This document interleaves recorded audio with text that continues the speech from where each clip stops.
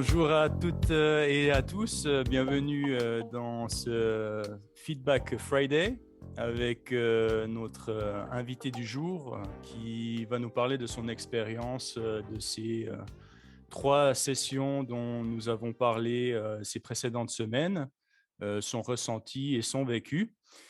Je vais passer maintenant la parole à Karine qui va nous présenter Chantal. Alors c'est à toi Karine. Bonjour Fabio, bonjour à tous. Ravie de vous retrouver pour ce premier live. Et avant de laisser la parole à Chantal, je vais la présenter.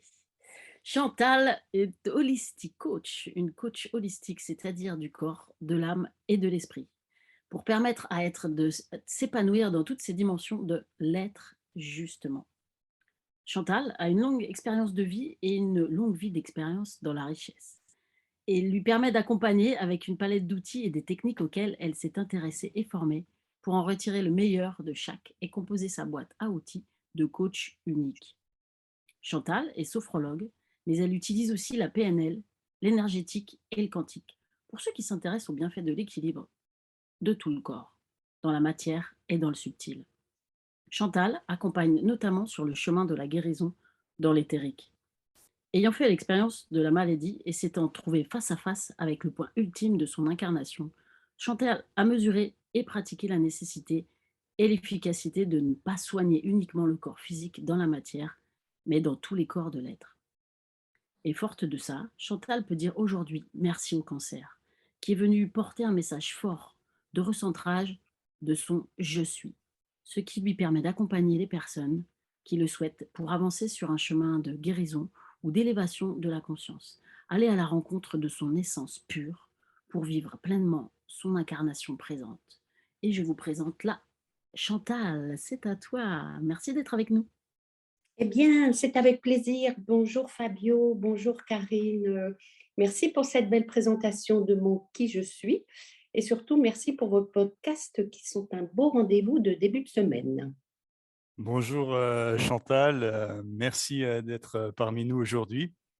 Donc on va aborder nos thématiques et ma première question est qu'est-ce que tu as évoqué les premières expériences de notre podcast sur le thème prendre sa responsabilité.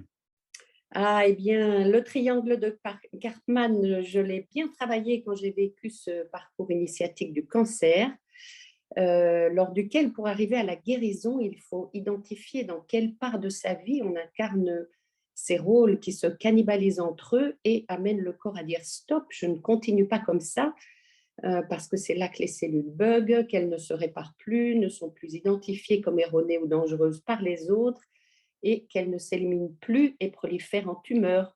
Donc ce triangle dramatique bourreau, victime, sauveur, je l'ai bien travaillé, mais on n'en est jamais à l'abri. Donc merci pour ce rappel. Et j'en profite pour vous dire d'ailleurs que je suis coach, mais je ne sauve personne. Chacun trouve son chemin, j'aide juste à l'éclairer un peu. J'ai beaucoup aimé aussi le petit jeu du taux de satisfaction. Alors, je ne le connaissais pas. Et si vous permettez, je vais l'adopter pour le recommander dans ma pratique parce que, au-delà de cette météo intérieure, j'y vois un bon exercice pour maintenir une bonne énergie positive et même l'augmenter. Parce que pour donner cette note honnêtement, on est bien obligé de faire en sorte de recenser toute la richesse qu'on a, qu'on possède. Pour le coup, c'est l'avoir. En tout cas, ce dont on est bien entouré ou dont on bénéficie. Et je pense que c'est important de faire cet exercice en observant bien ce qu'on a déjà et non ce qu'on aimerait avoir ou dont on manque, parce que le manque est juste un potentiel en devenir, mais pas un manque. Donc, j'ai pratiqué cet exercice de mesurer mon taux de satisfaction. Et ce que je trouve formidable, c'est qu'inévitablement, la note monte, sauf à vivre une expérience particulière, parce que simplement, au fil des jours, on identifie davantage les raisons d'augmenter sa note par des choses qu'on n'avait pas encore conscience, par exemple. Et puis, il doit bien y avoir un truc du genre retour en enfance, je veux avoir une bonne note, je veux monter ma note. Bon, sauf à être dépressif, et là, mieux vaut s'abstenir ou être bien coaché. Donc, cet exercice-là, il aide à des prises de conscience et à penser positif. Alors, j'adore. Et sinon, il permet d'identifier ce qu'il faut travailler et se poser les questions qui suivaient dans le podcast. Qu'est-ce que je ne veux plus ou veux vraiment? Pourquoi? Est-ce que je dois changer pour l'obtenir? Ce sont des questions qu'on oublie trop souvent de se poser. Et quand on est pris dans le tourbillon d'une civilisation trop active et directive, on le voit bien ces derniers temps, hein, une société dans laquelle on perd de plus en plus notre souveraineté personnelle avec trop d'interdictions et d'obligations. Voilà, c'est intéressant de se poser les bonnes questions. Merci beaucoup, Chantal. Alors, c'est très complet et je te remercie pour tes retours. Tu peux utiliser les outils que tu souhaites. Ils sont là pour vous. Donc, avec grand plaisir. Et on va passer maintenant au deuxième thème du podcast qui était le Qui suis-je? Qu'est-ce qui t'a évoqué? Alors, merci beaucoup. Écoute, qui suis-je? C'est vraiment la question, hein. Parce qu'en effet, un être spirituel vivant une expérience humaine, c'est la fameuse phrase de Teilhard de Chardin que j'aime beaucoup. Alors, j'ai longtemps été ce que d'autres voulaient que je sois. Enfin, qui suis-je pour dire ça? Je corrige ce que je pensais que d'autres voulaient que je sois. Parce que non, je ne suis pas une victime, hein. Peut-être juste mon propre bourreau quand je m'impose ce genre de choses. Enfin, j'en suis sortie. Mais c'est vraiment un gros travail que de se débarrasser de tous les conditionnements qu'on a reçus. Et il est essentiel. Donc, merci Karine pour cette invitation. Et puis, je me suis reposé les questions de toi, Fabio, et à la question suis-je épanouie de la manière dont je vis? Alors, oui, je le suis, gratitude à la vie, mais je crois qu'il est important d'ajouter pourquoi, si jamais je ne suis pas satisfait de mon épanouissement, et de bien se rappeler qu'il ne peut venir que de l'intérieur de moi, de mon intérieur. L'épanouissement ne vient pas de l'extérieur, c'est un sentiment qui reflète l'état d'être de qui je suis et son harmonie.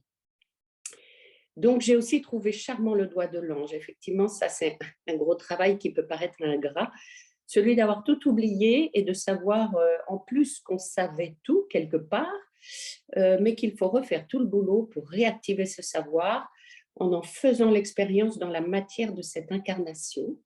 Gros travail. Et je ne connaissais pas Winnicott, ce concept de vrai et faux soi. Ça, c'est très intéressant. Oui, c'est important de se débarrasser des pelures d'oignon que sont toutes les facettes de soi qui ne nous appartiennent pas. C'est essentiel pour accéder à son véritable soi, son essence profonde, justement.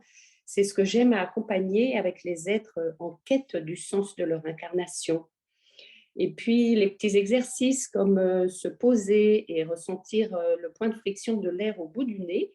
Je le pratique dans mes méditations, mais c'est une excellente idée de le faire à n'importe quel moment de la journée, au bureau, en toute discrétion. Qui peut savoir où vous portez votre attention à cet instant et que vous êtes en train de changer le monde? Parce que, comme l'a dit Gandhi, chaque moi qui s'élève élève le monde. Alors moi, j'adore ce concept. Pas vous? Oui, c'est en effet un concept qui est très profond et qui a tout son sens. Et je tiens encore à te remercier aussi pour les compléments que tu as ajoutés. Je pense que ça va être très utile aussi à nos auditeurs. Et on va maintenant passer au troisième des thèmes qui est fondamental, le « je suis ». Alors, qu'est-ce que le « je suis », ce thème du podcast a apporté, Chantal? Ah ben, je suis, ça c'est vraiment la question qu'on se pose tous, hein, qui je suis, et ensuite affirmer son je suis. Alors, être avant d'avoir, ça c'est évidemment un concept fondamental. Quand on arrive au monde, on est juste soi, on est, et très vite ça commence à se gâter. Et la descente dans l'incarnation consiste à s'imprégner de tout ce qui nous entoure. Et c'est là que se situe la différence entre l'être et l'avoir. Alors, c'est quand on prend conscience que la matière n'existe pas, car tout est énergie, comme tu le disais, Fabio. On relativise et on s'intéresse à l'énergie, à la conscience et à tout ce qui devient possible quand on met le mental en veilleuse.